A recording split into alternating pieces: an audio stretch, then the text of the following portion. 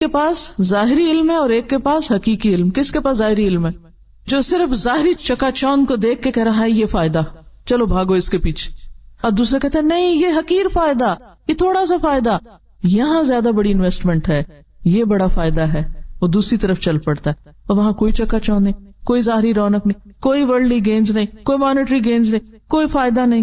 انسان کہتا ہے یہ کتنا احمق ہے، اس کو کیا حاصل ہو رہا ہے، کیا مل رہا ہے، لیکن اس کی نظر میں اس کو بہت کچھ مل رہا ہوتا ہے. اور خاص طور پر جب دین کے لیے قربانی کرنے کا وقت آتا ہے نا، تو صرف وہی کر سکتے ہیں جن کے پاس حقیقت کا علم ہوتا ہے، کیونکہ ان کو پتا ہوتا ہے ان کے ذرے ذرے کا بھی ریوارڈ کتنا بڑا ہے اللہ کے پاس. اور جو صرف دنیا کے پیسوں میں تولتے ہیں ان چیزوں کو، وہ کبھی بھی اصل فائدہ نہیں اٹھا سکتے. بہرحال اب یہ ہے کہ حقیقت کا علم حاصل کرنے کے لیے ایک کوالٹی بے حد ضروری ہے، اور وہ ہے صبر. صبر اور ان لمیٹڈ صبر. کیونکہ اس کے لیے پھر کیا ہے، آپ کو بہت سے پریشرز لینے پڑیں گے، بہت سے دباؤ، بہت سی مخالفتیں، بہت سی چیزیں آپ کو اٹریکٹ کریں گی. اب مثال کے طور پر یہاں آپ بیٹھے ہیں مسکین بن کے پڑھنے، نہ دنیا کی رونق نہ کچھ، سفید کپڑے پہن کے اور ہر چیز سے منہ موڑ کے یہاں بیٹھے ہیں. کس چیز نے بٹھایا ہوا آپ کو؟ کیوں رکے میں یہاں؟ چھٹی کیوں نہیں کر جاتے؟ جائیے. جو سرٹیفکیٹ ملے گا اس پہ کوئی نوکری نہیں ملنے والی آپ کو، کوئی اس کی قدر نہیں، ان نمبروں نے آپ کو کہیں نہیں فائدہ دینا. پھر کیا وقت ضائع کیا آپ نے؟ اگر ایک ظاہری نگاہ سے دیکھا جائے، دنیا کی نگاہ سے دیکھا جائے، کیا پایا آپ نے ان 2 مہینوں میں؟ اتنا وقت لگا دیا، ظاہری نگاہوں سے تو کچھ بھی نہیں پایا. اگر آپ اس کو تولیں کہیں تو اس کا کوئی ایک من وزن نہیں نکلے گا. کتنا مال آپ کا لگ گیا، وقت لگ گیا، آپ کی راحت، آرام، سکون، کھانا پینا، گھر بار، رشتے دار، پتہ نہیں کتنی پریشر آئے آپ پر، کتنی چیزوں نے ہلانا چاہا آپ کو، لیکن آپ اگر جمے رہے تو کس کے ساتھ؟ صبر کے ساتھ.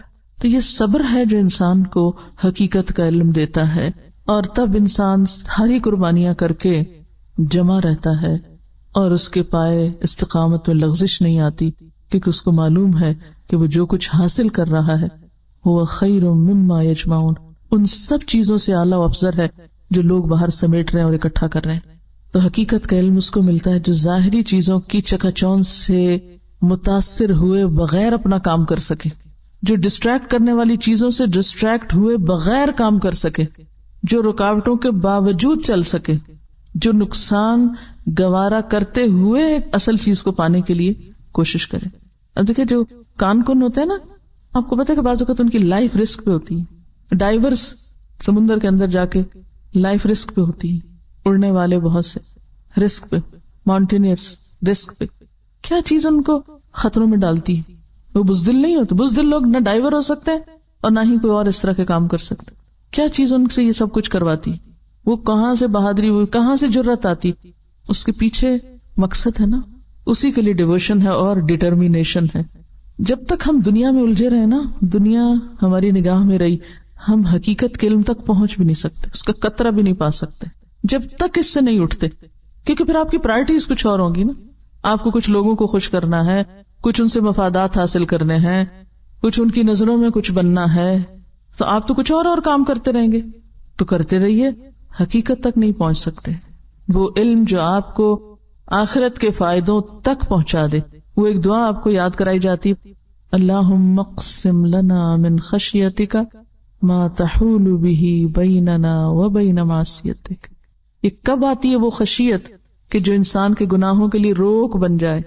نہیں، یہ غلط کام میں کر ہی نہیں سکتی، چاہے مجھے کتنا مرضی فائدہ ہو، میں یہ جرم نہیں کر سکتی. یہ معرفت الہی سے آتی نا، حقیقی علم سے آتی. ورنہ تو جہاں 4 پیسے دیکھے، تھوڑا سا فائدہ دیکھا، انسان سب کچھ پیچھے چھوڑ کے بھاگ نکلا اس کے پیچھے.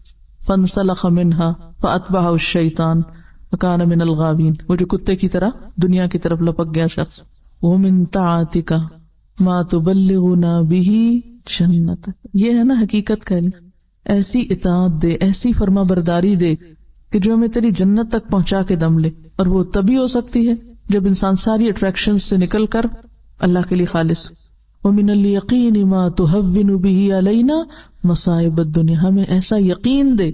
دیکھیں کہ یقین کی دولت ہوتی تو صبر آتا ہے.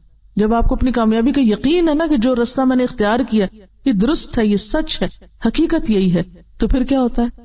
پھر انسان کے لیے بڑے بڑے مسئلے کچھ مسئلہ نہیں رہتے، کوئی مشکلات نہیں رہتی، بڑی بڑی تکلیف ہی نہیں رہتی.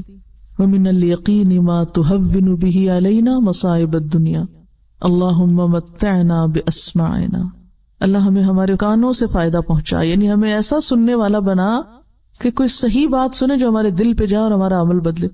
اللہم متعنا باسماعنا وابصارنا وقواتنا ما احییتنا، اور ہماری ساری قوتیں، جتنے بھی ہمارے پاس صلاحیتیں ہیں، انرجیز، جو بھی پوٹینشیل ہے ہمارے اندر، یا رب اس کو ہم اس طرح استعمال کریں کہ جس کے ذریعے ہمیں تیری رضا مل جائے.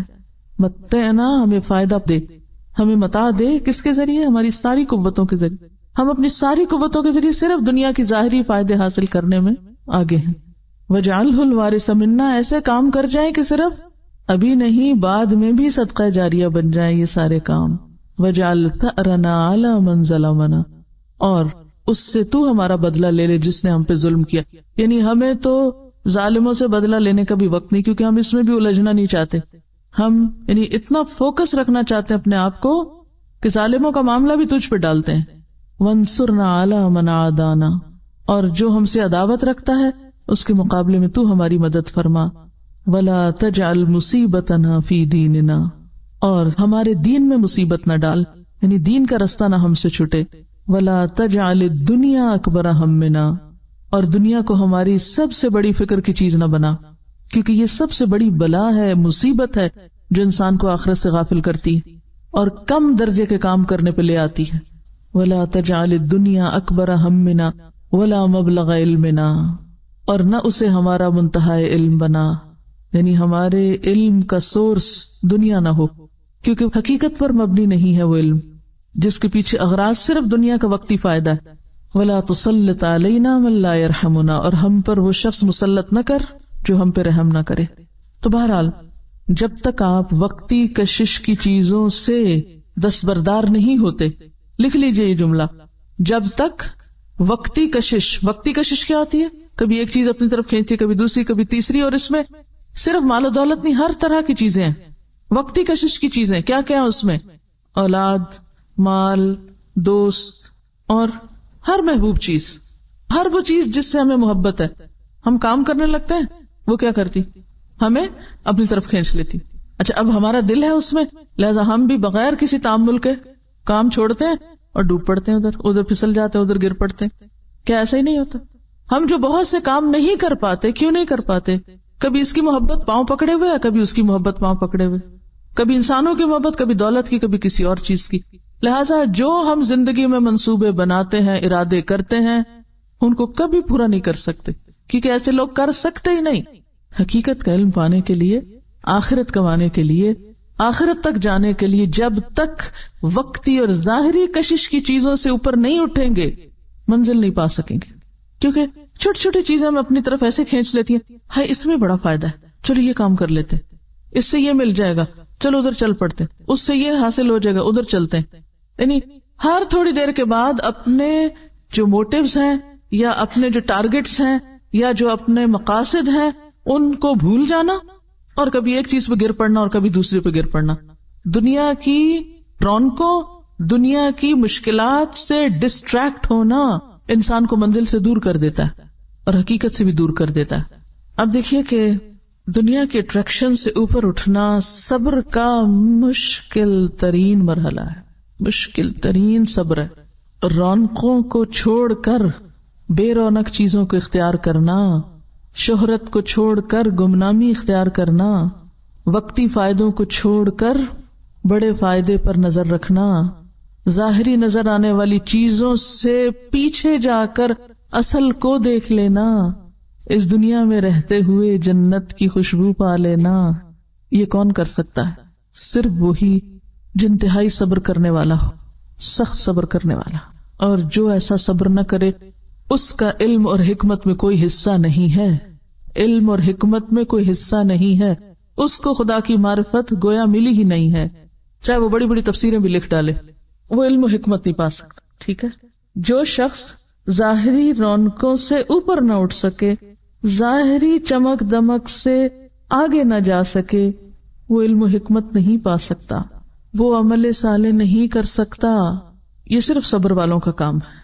اب آپ اگر اس وقت ساتھ ساتھ محدثین کی تاریخ پڑھ رہے ہوتے نا، کچھ کام کرنے والوں کے پیچھے کے حالات اور واقعات پڑھے تو پھر آپ کو یہ باتیں عمل سے سمجھ میں آتی. صحابہ کرام کے اندر اگر ایک جوہر ہے تو وہ یہی کہ انہوں نے ظاہری رونقوں کے پیچھے اپنا منزل اور اپنا مقام رکھا.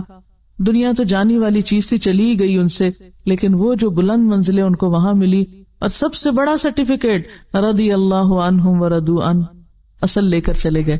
اور یہ عام لوگوں کے بس کی بات نہیں. دنیا سے چپکے ہوئے نا، اب جو زمین سے چپک جائے وہ اڑ سکتا؟ زمین سے چپکا ہوا اڑ نہیں سکتا. تو جو شخص دنیا سے چپکا ہوا ہو اسے علم و حکمت ملے گی، اس کو نہیں مل سکتی، اسے سمجھ بھی نہیں آ سکتی یہ باتیں. وہ پھر دو چاری کے چکر میں ہوگا. اب کیا ہوا؟ فخسفنا به وبداره الارض، اس کو اور اس کے گھر کو زمین میں دھسا دیا. فما كان له من فئة ينصرونه من دون الله، تو اس کا اللہ کے سوا کوئی بھی ایسا مددگار نہ تھا جو اس کے کام آتا. وما كان من المنتصرین، اور اس کی مدد ہونی بھی نہیں تھی. اصل بات یہ کہ دنیا کا رزق جو ہے نا انسان کے لیے امتحان ہے. یہ اللہ کا فیصلہ ہے، جس کو چاہے زیادہ دے، جس کو چاہے کم دے. تو ہونا کیا چاہیے؟ کم ملے تو صبر کریں، زیادہ ملے شکر کریں. اسی راستے سے کامیابی ہو سکتی ہے. اور اگر زیادہ ملے اور فخر کریں اور کم ملے تو شکوے کریں تو پھر یہ انتہا درجے کی حماقت. اب کیا ہوا؟ وَأَصْبَحَ الَّذِينَ تَمَنَّوْا مَكَانَهُ بِالْأَمْسِ، تو وہ لوگ جو کل تک اس کے مقام کی تمنا کر رہے تھے، کاش ہمیں بھی وہ ملتا جو قارون کو ملا. یقولون، اب ان کو سمجھ آ گئی، کہنے لگے وَيْكَأَنَّ اللَّهَ يَبْسُطُ الرِّزْقَ لِمَن يَشَاءُ مِنْ عِبَادِهِ وَيَقْدِرُ. کہ اصل بات یہ ہے جو ہم بھول گئے تھے کہ اللہ اپنے بندوں میں سے جس کا رزق چاہتا ہے کشادہ کرتا ہے اور جسے چاہتا ہے نپا تلا دیتا ہے. یعنی اگر ہمارے کسی بہن بھائی کو یا رشتے دار کو یا آس پاس کے لوگوں کو ہم سے کہیں زیادہ مل گیا تو کیا ہوا؟ یہ اللہ کا فیصلہ ہے. آپ بھی خوش ہوں اس پر کہ اللہ نے اس کے حق میں نعمت رکھی، نہ کہ حسد اور اپنے آپ کو دیکھ کر پھر رونا دھونا. کیا حکم دیا گیا ہے کہ دنیا کے معاملے میں کس کو دیکھو؟ چھوٹے کو دیکھو، شکر پیدا ہوگا، اور دین کے معاملے میں اپنے اوپر والوں کو دیکھو تو عمل کی قوت آئے گی. وَأَصْبَحَ الَّذِينَ تَمَنَّوْا مَكَانَهُ بِالْأَمْسِ يَقُولُونَ وَيْكَأَنَّ اللَّهَ يَبْسُطُ الرِّزْقَ لِمَن يَشَاءُ مِنْ عِبَادِهِ وَيَقْدِرُ لَوْلَا أَمَّنَّ اللَّهُ عَلَيْنَا لَخَسَفَ بِنَا. اگر اللہ ہم پر احسان نہ کرتا تو ہمیں بھی دھسا دیتا، کیونکہ ہم بھی تو وہی بننا چاہ رہے تھے. یہ تو اللہ کا احسان ہے کہ اس نے ہمیں بچا لیا. وَيَكَأَنَّهُ لَا يُفْلِحُ الْكَافِرُونَ. اب سمجھ آ گئی کہ افسوس ہمیں یاد نہ رہا کہ کافر فلاح نہیں پاتے. تِلْكَ الدَّارُ الْآخِرَةُ، یہ آخرت کا گھر، نَجْعَلُهَا لِلَّذِينَ، یہ تو ہم نے ان لوگوں کے لیے بنایا ہے، لَا يُرِيدُونَ عُلُوًّا فِي الْأَرْضِ، جو زمین میں بڑا نہیں بن کے رہنا چاہتے، جو زمین میں علو نہیں چاہتے. ہم میں سے ہر ایک اپنے آپ کو پرکھ کے دیکھے کہ ہم کیا چاہتے ہیں. کہیں ایسا تو نہیں کہ یہ جذبہ کہیں ہمارے اندر دور کنارے چھپا ہوا ہو جس کو ہم خود بھی ڈسکور نہ کر پائے ہوں، اور یہی خدا نخواستہ رکاوٹ نہ بن جائے آخرت کی کامیابی کے راستے میں. تلک الدار الآخرہ، یہ آخرت کا گھر، نجعلها للذین، ہم ان لوگوں کے لیے اس کو بناتے ہیں، لا یریدون علوا فی الارض ولا فسادا، جو دو باتوں سے پرہیز کرتے ہیں، ایک بڑا بننے کی خواہش نہیں ہوتی ان میں، اور دوسرا فساد نہیں کرتے. تو جنت کی آبادی یا جنت میں بسنے والے لوگوں کے اندر دو بنیادی کوالٹیز کا ہونا ضروری ہے، جن کے سینے ذاتی بڑائی کے احساس سے خالی ہوں کہ میں بڑی چیز ہوں. اس چیز کو اندر سے نکالنا پڑے گا، اور یہ صرف اس وقت ہوتی ہے جب ہم لوگوں کی خوبیوں پر نظر رکھیں. عموماً ہم لوگوں کی خامیوں پر نظر رکھتے ہیں اور انہیں حقیر کرتے رہتے، کنڈم کرتے رہتے، یہ بھی زیرو ہے، یہ بھی زیرو، یہ بھی زیرو، اس میں یہ خامی، اس میں یہ، اس میں یہ، اور ان سب کے مقابلے میں ہم میں یہ خوبی، اور اپنے گناہ بھول جاتے ہیں، اپنی غلطیاں فراموش کر دیتے ہیں. تو یہ جو الوف کی اندر چھپی ہوئی ہوس ہے، جب تک یہ نہ نکلے انسان سیدھا نہیں ہو سکتا. اور یہ نکلتی ہے صرف اللہ کی معرفت سے. اللہ کی پہچان آتی ہے تو انسان کو پتا چلتا ہے میں کتنے پانی میں ہوں، میری کیا حقیقت، میں کیا چیز ہوں، میں کہاں سے بڑا آ گیا، مجھ میں کیا بڑائی آ گئی. اور دوسری چیز ولا فسادا، نہ فساد کرتے ہیں. اور یہ جو فساد ہے یہ بھی کس کے نتیجے میں آتا ہے؟ علو کی خواہش کے نتیجے میں آتا ہے. تکبر کی وجہ سے فساد ہوتا ہے، کیونکہ ایک شخص خود کو بڑا منوانا چاہتا ہے، بڑا بننا چاہتا ہے، اور جب تک آپ کے اندر بڑا بنتے رہنے کی خواہش ہے آپ بگاڑ ہی بگاڑ کرتے رہیں گے، چاہے وہ اصلاح کے نام پر ہو. آپ دیکھیے کہ ہم میں سے کوئی یہ نہیں کہتا میں چاند سے بڑا ہوں، کوئی کہتا ہے میں سورج سے بڑا ہوں، کوئی کہتا ہے میں پہاڑوں سے بڑا ہوں، تو بڑا بننے سے مراد کیا ہے پھر؟ ہاں، انسانوں پہ بڑا بننے کی خواہش کہ میں انسانوں کے مقابلے میں بڑا ہوں، میں اس کے مقابلے میں بڑا، میں اس کے مقابلے میں بڑا. تو انسان کی کمزوری کیا ہے؟ یہ انسان کے اندر یہ جو بڑا بننے کی وہ چھپی ہوئی چور سی چیز ہے اندر، وہ دراصل دوسرے انسانوں کے مقابلے پر ہوتی ہے. اسی کی وجہ سے پھر انسان دوسروں کے حق مارتا ہے، دوسروں سے زیادتی کرتا ہے، ان کی غیبت کرتا ہے، ان کے ساتھ غصہ کرتا ہے، ان سے شکوے شکایات کرتا ہے، ان کو برا بھلا کہتا ہے، ان پہ بڑبڑاتا ہے. سب خرابیاں یہاں سے جنم لیتی ہیں، سب گناہوں کا منبع یہی بڑا. اسی لیے فرمایا نا کہ وہ شخص جنت میں جا نہیں سکتا جس کے دل میں رائی کے دانے برابر بھی تکبر ہو. رائی کا دانا وہ نہیں جنت میں جا سکتا، کیونکہ رائی جتنا بھی رہ گیا نا وہ کینسر، تو اس نے پھر پھیل کے سارے جسم کو لپیٹ میں لے لینا اور ہلاکت کر دینی ہے. اینڈ ریزلٹ پھر وہی ہوگا، اتنا بھی چھٹ گیا باقی. تو جب تک پوری طرح ایلیمنیٹ نہیں ہوتا یہ جذبہ، اس وقت تک اصلاح نہیں ہو سکتی، نہ اپنی اور نہ دوسروں کی. وہ اصلاح کے نام پر بھی فساد کرتا رہے گا.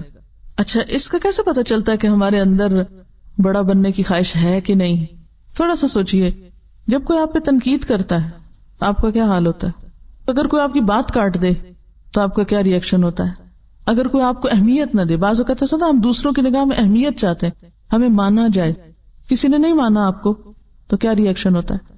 کہاں کھڑے ہوتے ہیں پھر آپ کا اخلاق کہاں ہوتا ہے؟ تو اس جذبے کا پتہ آپ سب کو لگانا، یہ آپ کا ہوم ورک ہے.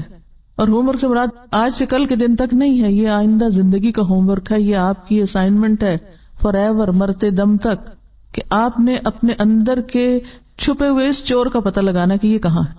اور یہ پتہ کہاں چلے گا؟ جب آپ لوگوں کے بیچ میں ہوں گے، معاملہ کر رہے ہوں گے، جب آپ پہ تنقید ہوگی تو آپ کیا کر رہے ہیں، جب آپ کی مخالفت ہوگی تو آپ کیا کر رہے ہیں، جب آپ کو نظر انداز کیا جائے، نظر انداز، تو آپ کیا کریں گے، جب آپ کو پیچھے کر دیا جائے تو آپ کیا کریں گے، جب آپ کو اہمیت نہ دی جائے، جب آپ کو پوچھا نہ جائے تو پھر آپ کیا کریں گے.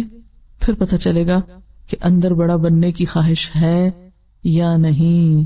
کسی کی زبان یا قلم یا انداز یا رویہ یا روش، کسی بھی چیز سے جب احساس برتری کو ٹھیس پہنچے، تو پھر آپ سمجھ لیجئے کہ یہاں معاملہ کچھ گڑبڑ ہے. دیکھیے، جب تک بندوں سے بے نیاز نہیں ہوتے نا، ان کی محبتوں سے، ان کی نفرتوں سے، ان کی تعریفوں سے، ان کی تنقیدوں سے، ان کے شکریہ سے، ان کی جزا سے، ان کے بدلے سے، ان کی طرف سے ملنے والے فائدوں سے، جب تک بے نیاز نہیں ہوتے اور جب تک ایک اللہ کو نہیں پکڑتے ہر چیز میں، تو آپ اس مشکل سے نہیں نکل سکتے. کوئی کچھ کہہ دے تو انسان کو سوچنا چاہیے کہ پتہ نہیں میں تو اور بھی کتنا خراب ہوں، چلو شکر ہے اس نے اتنی بھی میری طرف توجہ دلائی، فوراً استغفار کرے. اچھا، عام طور پہ ہم کیا کرتے؟ فوراً جواز تلاش کرنے لگتے، فوراً جواب ڈھونڈنے لگتے، فوراً صفائی پیش کرنا شروع کر دیتے.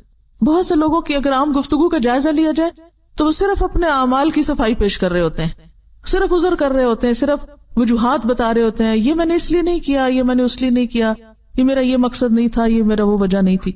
یہ کیا چیز ہے؟ یہ کس قسم کی گفتگو ہے؟ کچھ اور ہے نا پیچھے، جو آپ اپنی صفائی اور اپنی بڑائی بیان کیے چلے جا رہے ہیں. کوئی خاموش ہو جائے. اگر آپ سچے ہیں اللہ آپ کو سچا کر دے گا. آپ کو وہ واقعہ یاد ہوگا کہ غزوہ خیبر کے موقع پر جب آپ صلی اللہ علیہ وسلم نے غنائم تقسیم کیے تو ایک صحابی موجود نہیں تھے، آپ نے ان کا حصہ رکھ دیا. جب وہ آئے تو آپ نے ان کا حصہ ان کو دیا. رو پڑے، کہنے لگے اللہ کے رسول صلی اللہ علیہ وسلم، میں اس لیے تو یہاں نہیں آیا تھا، میں یہ لینے تو نہیں آیا تھا، میں اللہ کی راہ میں جہاد کرنے آیا ہوں، میں اس چیز کے لیے نہیں آیا تھا، میں تو شہادت کے لیے آیا تھا. گلے کی طرف اشارہ کیا، میں شہادت کے لیے آیا تھا. آپ نے فرمایا اگر تم اپنی بات میں سچے ہو تو اللہ تمہاری بات سچی کر دے گا.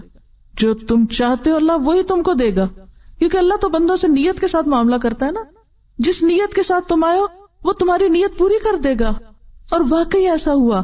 اگلے سال وہ غزوے میں شریک ہوا اور اس کے گلے میں تیر لگا. جہاں اشارہ کیا تھا اس نے کہ یا رسول اللہ میں مال کے لیے نہیں آیا تھا، میں تو اپنی جان دینے آیا تھا اللہ کے راستے میں، مجھے تو اپنا رب چاہیے تھا، مجھے یہ چیزیں نہیں چاہیے تھی. تو آپ صلی اللہ علیہ وسلم کو جو خبر ہوئی تو آپ نے فرمایا اللہ نے اس کی بات سچی کر دی کیونکہ وہ سچا تھا.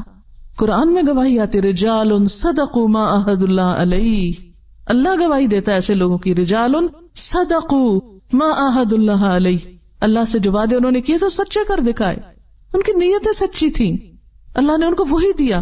جو جس چیز کو چاہتا ہے نا اللہ اس کو وہی دے دیتا ہے. جو بندوں کی توجہ چاہتا ہے، جو بندوں سے تعریف چاہتا ہے، جو بندوں سے صلہ اور بدلہ چاہتا ہے، جو بندوں سے جزا چاہتا ہے، اللہ اس کو اتنی وہی دے دیتا ہے. یہ حقیر چاہیے، لے جاؤ اور راضی رہو اسی پر، اور وہ بڑا نہیں ہے تمہارے لیے، اس سے آگے نہیں ہے. تو ہم سب کو سب سے پہلے تو اپنے ساتھ سچا ہونے کی ضرورت ہے، اپنے آپ کو خود دیکھنے کی ضرورت ہے، پھر اللہ کے ساتھ سچا ہونے کی ضرورت ہے. یاد رکھیے جب اللہ کے ساتھ سچا ہونے کی بات ہوگی اللہ ضرور امتحان میں ڈالے گا، ضرور ڈالے گا.